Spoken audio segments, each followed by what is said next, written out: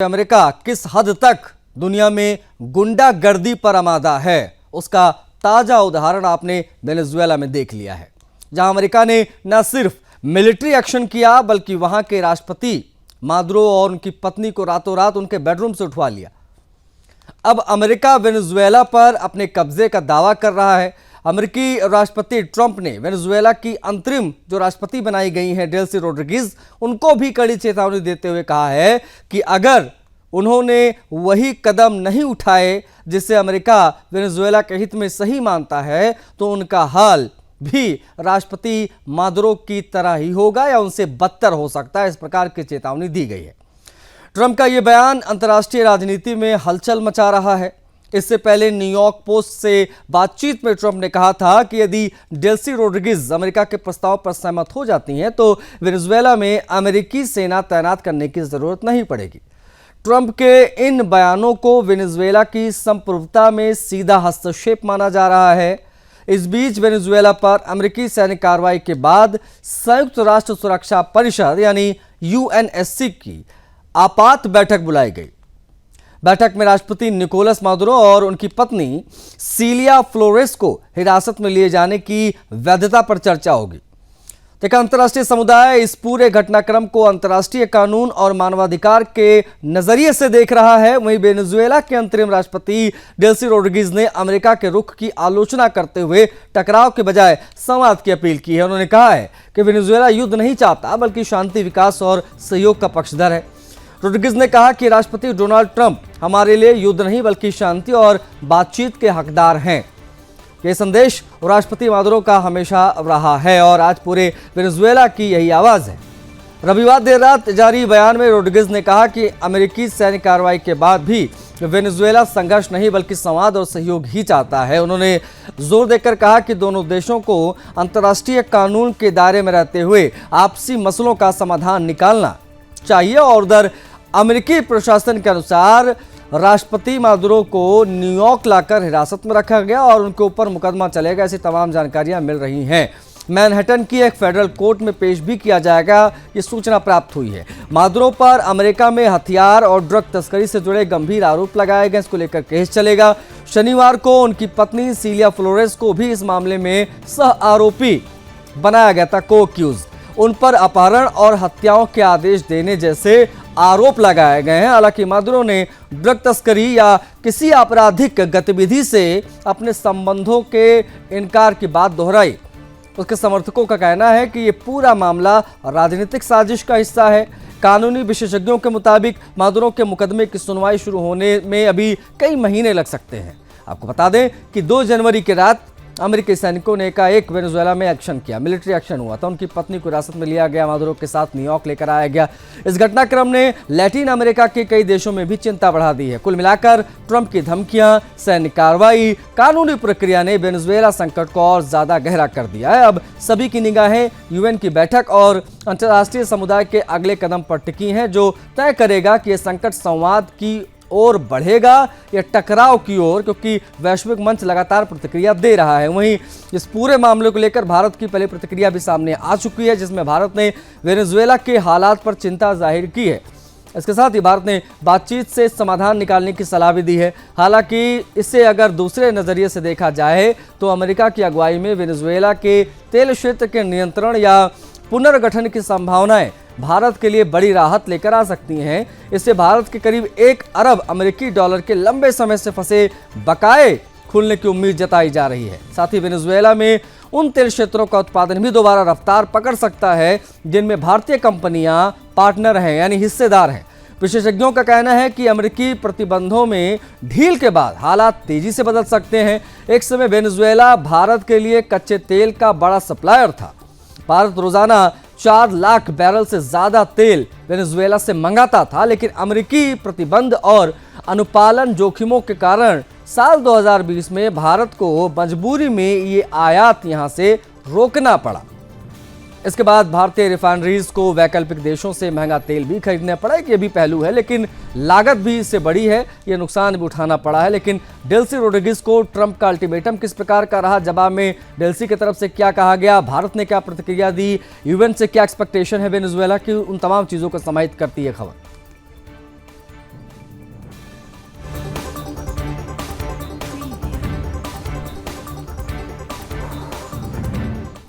बढ़ेंगे आगे। देखिए, अमेरिका के वेनेजुएला के राष्ट्रपति निकोलस मादुरो और उनकी पत्नी सिलिया फ्लोरेस को हिरासत में लेने के बाद अंतर्राष्ट्रीय प्रतिक्रियाओं की बात भी बहुत आवश्यक है।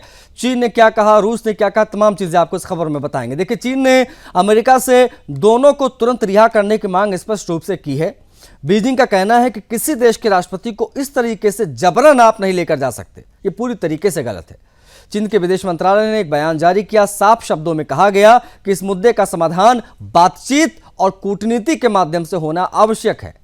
चीन ने यह भी दोहराया कि पहले भी अमेरिका की इस कार्रवाई पर कड़ी आपत्ति दर्ज कराई जा चुकी है। बीजिंग के मुताबिक यह कदम अंतर्राष्ट्रीय नियम, स्थापित वैश्विक परंपराओं के खिलाफ है।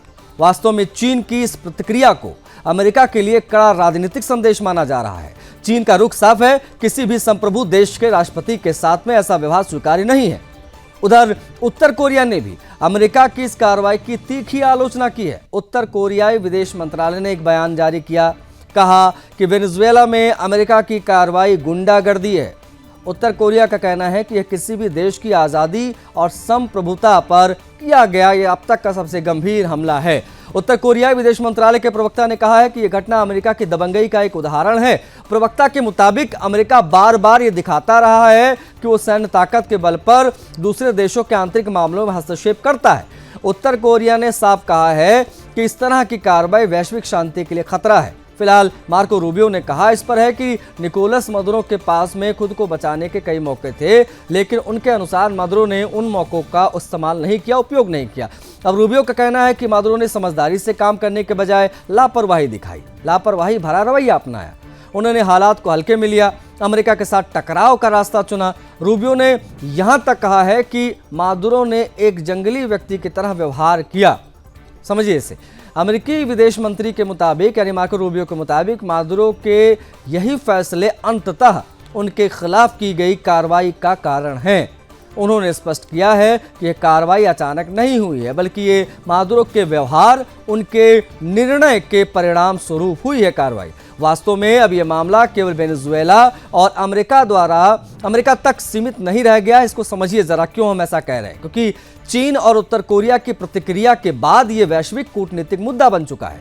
दुनिया की नजर इस पर टिकी है कि आगे अंतर्राष्ट्रीय समुदाय क्या रुख अपनाता है इन तमाम चीजों को लेकर। अमेरिका इन तमाम चीजों को भी काफी करीब से देख रहा है।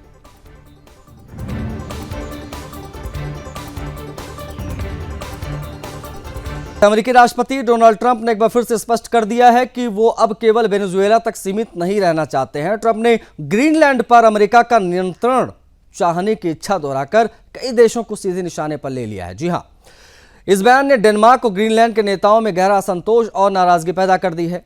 सोमवार को एयरफोर्स वन पर पत्रकारों से बातचीत के दौरान ट्रंप ने कहा कि राष्ट्रीय सुरक्षा के लिहाज से ग्रीनलैंड अमेरिका के लिए बेहद जरूरी है। उन्होंने चिंता जताई कि इस क्षेत्र में रूस और चीनी जहाजों की मौजूदगी बढ़ रही है।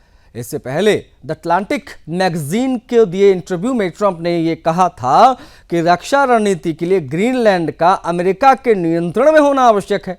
अब ट्रंप की इस टिप्पणी पर डेनमार्क की प्रधानमंत्री मेटे फ्रेडरिक्सन ने तुरंत प्रतिक्रिया दी, रिएक्ट किया। उन्होंने कहा कि अमेरिका द्वारा ग्रीनलैंड पर कब्जा करने की बात पूरी तरीके से बेतुकी और अस्वीकार्य है। आपको बता दें कि फ्रेडरिक्सन ने स्पष्ट कहा कि अमेरिका को ना तो ग्रीनलैंड की जरूरत है, ना ही वो डेनिश साम्राज्य के किसी हिस्से को हड़पने का अधिकार रखता है। प्रधानमंत्री ने ट्रंप से अपील की कि वो करीबी सहयोगी देशों के खिलाफ धमकियां देना बंद कर दे। उन्होंने ये भी याद दिलाया कि ग्रीनलैंड के लोग पहले ही स्पष्ट कर चुके हैं कि उनका देश बिकाऊ नहीं है।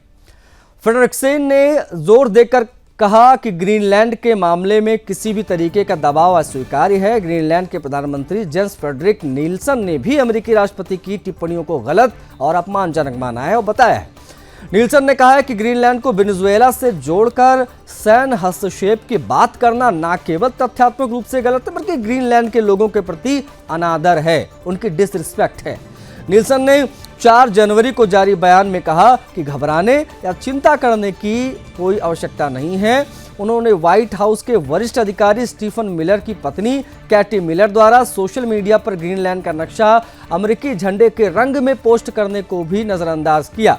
नील्सन ने कहा कि ग्रीनलैंड एक लोकतांत्रिक समाज है, जहां स्वतंत्र चुनाव और मजबूत संस्थान रहते हैं, उनके अनुसार ग्रीनलैंड सरकार अंतर्राष्ट्रीय कानून और मान्यता प्राप्त समझौतों के अनुसार शांतिपूर्वक और जिम्मेदारी से काम कर रही है। विवाद उस समय और गहराया जब केटी मिलर ने पोस्ट में लिखा कि जल्द ही इससे ग्रीनलैंड और डेनमार्क में अमेरिकी कब्जे को लेकर आशंकाएं बढ़ गई।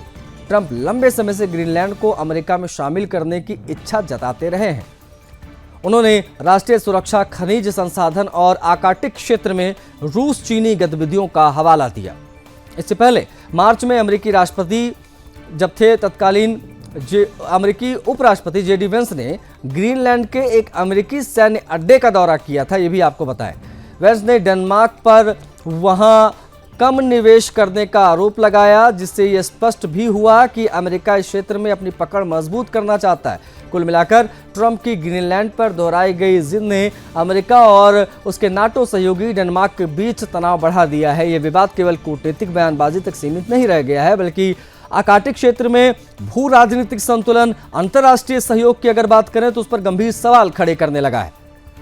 अब सभी की नजरें इस पर टिकी हुई हैं कि आगे अंतर्राष्ट्रीय समुदाय और अमेरिका किस दिशा में यहां से कदम उठाते हैं। वेनेजुएला के बाद ग्रीनलैंड पर ट्रंप की नजर किस प्रकार से है, डेनमार्क की पीएम की क्या प्रतिक्रिया आई है, ये तमाम चीजों को समेटती है खबर, बेहद महत्वपूर्ण।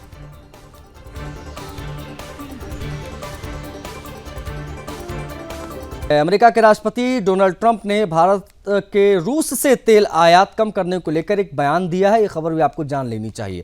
ट्रंप ने कहा है कि भारत ने यह फैसला उन्हें खुश करने के लिए लिया है। वो मुझे खुश करना चाहते थे।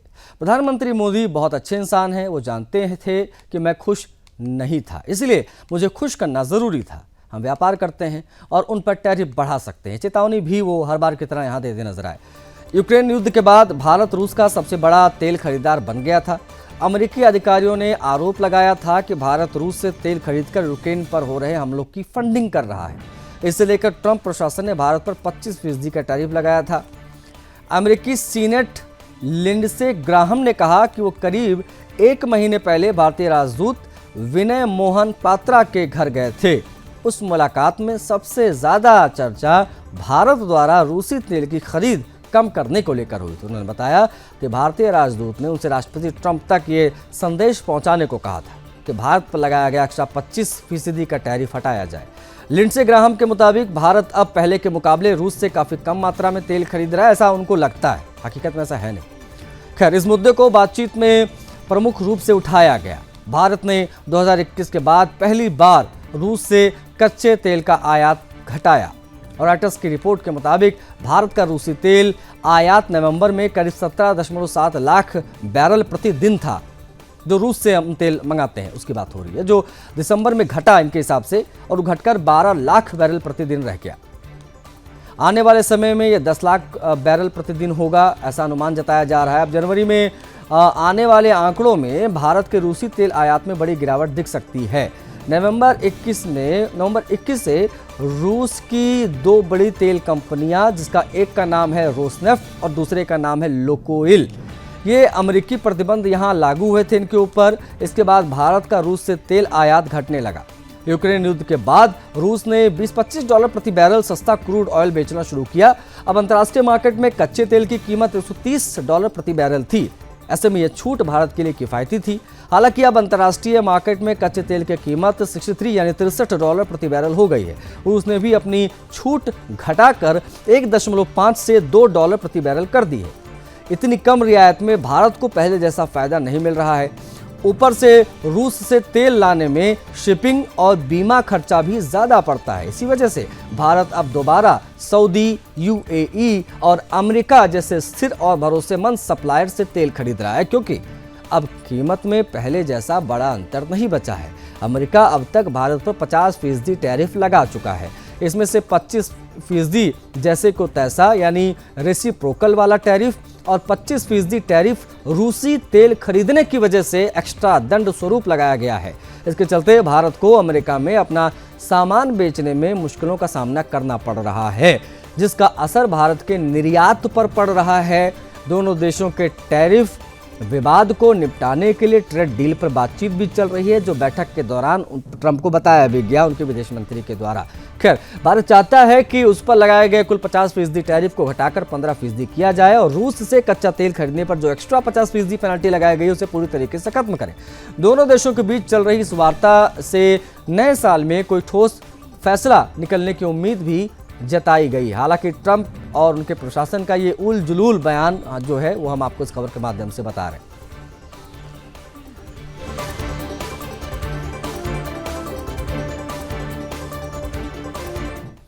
बांग्लादेश में हिंदू अल्पसंख्यकों के साथ राजनीतिक भेदभाव का एक और गंभीर मामला सामने आया है। पता आपको यह दे कि हिंदू बहुल गोपालगंज 3 संसदीय सीट से निर्दलीय उम्मीदवार गोविंद चंद्र प्रमाणिक का नामांकन ही रद्द कर दिया गया। जी हां, इस फैसले को हिंदू समुदाय के खिलाफ सुनियोजित अन्याय के रूप में बांग्लादेश में देखा जा रहा है। बांग्लादेशी मीडिया रिपोर्ट के मुताबिक रिटर्निंग ऑफिसर यानी जो आरओ होते हैं, आरओ ने शनिवार को गोविंद चंद्र प्रमाणिक का पर्चा ये कहकर खारिज कर दिया कि वो निर्दलीय उम्मीदवारों के लिए जरूरी शर्तें पूरी नहीं कर पाए। हालांकि गोविंद का दावा है कि उन्होंने कानून के सभी प्रावधानों का पालन किया था। गोपालगंज 3 सीट खास इसलिए मानी जाती है क्योंकि यहाँ के लगभग 51% मतदाता हिंदू हैं। कुल करीब 3 लाख मतदाताओं वाले इस क्षेत्र को बांग्लादेश की गिनी चुनी हिंदू बहुल संसदीय सीटों में गिना जाता है। इसके बावजूद जब एक हिंदू उम्मीदवार ने लोकतांत्रिक तरीके से चुनाव लड़ने की कोशिश की तो उस प्रक्रिया में भी दखल डाला गया, उसके पर्चा खारिज करके उसे बाहर कर दिया गया। राजनीतिक विश्लेषकों का मानना यह है कि यह फैसला सिर्फ एक नामांकन रद्द करने का मामला नहीं है, बल्कि ये बांग्लादेश में हिंदू अल्पसंख्यकों की राजनीतिक भागीदारी को सीमित करने का एक प्रवृत्ति है, उसको दर्शा रहा है। बांग्लादेश के चुनावी नियमों के अनुसार किसी निर्दलीय उम्मीदवार को अपने निर्वाचन क्षेत्र के 1% मतदाताओं के हस्ताक्षर जमा करने होते हैं। गोविंद चंद्र प्रमाणिक ने कहा है कि उन्होंने ये शर्त पूरी की थी, आवश्यक संख्या में हस्ताक्षर जुटाए, 28 दिसंबर को नामांकन दाखिल किया था। हालांकि बाद में अचानक कई मतदाता रिटर्निंग ऑफिसर के पास पहुंचे, कहने लगे कि उनके हस्ताक्षर लिए ही नहीं गए थे। इसके आधार पर सभी हस्ताक्षरों को अमान्य घोषित कर दिया गया और नामांकन रद्द हुआ। गोविंद प्रमाणिक ने आरोप लगाया है कि यह सब बांग्लादेश के नेशनलिस्ट पार्टी यानी बीएनपी के दबाव में हुआ है। उनका कहना है कि बीएनपी के कार्यकर्ताओं ने हिंदू मतदाताओं को डराया, मजबूर किया कि वो अपने सिग्नेचर्स यानी हस्ताक्षरों से मुकर जाएं। उनके अनुसार हिंदू मतदाता पहले से ही असुरक्षा और भय के माहौल में रहने को मजबूर है। ऐसे में उन पर राजनीतिक दबाव डालकर बयान बदलवाना आसान होता है। गोविंद ने इसे लोकतंत्र की हत्या और हिंदुओं के साथ खुला अन्याय बताया है।